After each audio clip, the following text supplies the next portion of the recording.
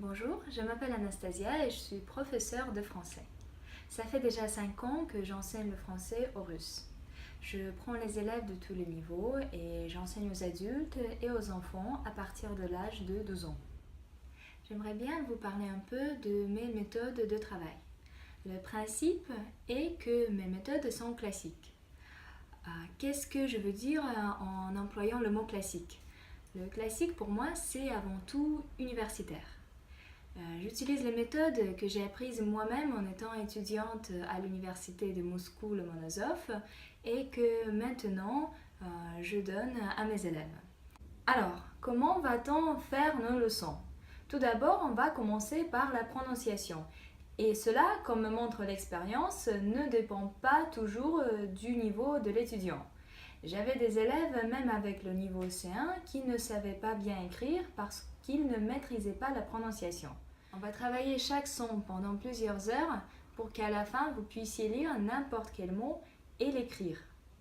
Malgré le fait que l'orthographe français paraît très complexe, je vous montrerai qu'en réalité ce n'est pas si difficile et qu'en connaissant toutes les règles de la prononciation, vous arriverez à écrire sans faute.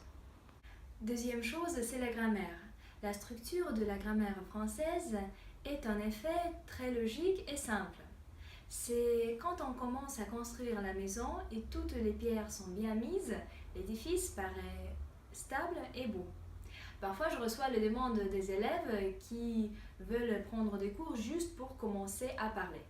Je ne prends jamais les élèves comme ça parce que pour apprendre à parler, il faut venir en France ou se faire des amis avec des Français, mais parler sans grammaire, ce n'est pas possible. À mon avis, c'est comme un manque de goût. C'est comme venir à une soirée mondaine en jean et pas rasé. La langue française exige la propreté de son utilisation. La grammaire, que vous ne l'aimiez ou pas, est une chose inséparable de la langue. Troisième chose, c'est la pratique orale.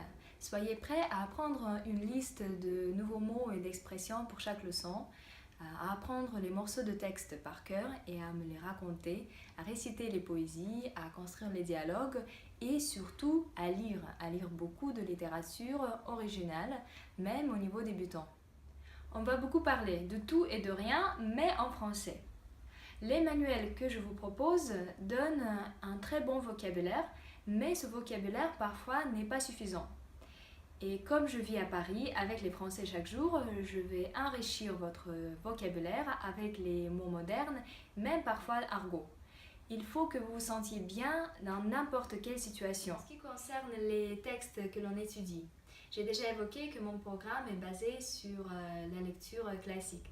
Donc on va forcément lire les morceaux de Hugo, de Balzac, de Françoise de Sagan ou de Marcel Aimé. Je vais aussi vous proposer la lecture des journaux dont le vocabulaire est parfois plus difficile que la lecture de Dumas. Mais en étant historienne moi-même, je vous propose aussi souvent de lire quelques textes sur l'histoire ou sur la culture.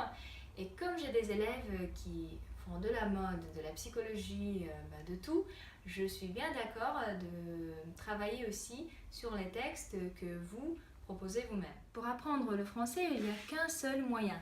Vous écrivez. Vous faites beaucoup de traductions de russe en français. Cet exercice implique en même temps toutes vos capacités de vocabulaire, de grammaire et de l'orthographe. Tous les exercices que vous faites, vous me les envoyez par écrit en photo. Je n'accepte pas des textes imprimés et je vois aussi tout de suite si vous avez utilisé les traducteurs automatiques.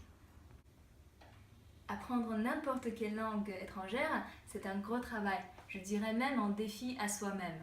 Il n'y a pas de miracle. Les bons résultats sont obtenus seulement après plusieurs heures devant votre manuel, après dizaines de cahiers écrits et réécrits.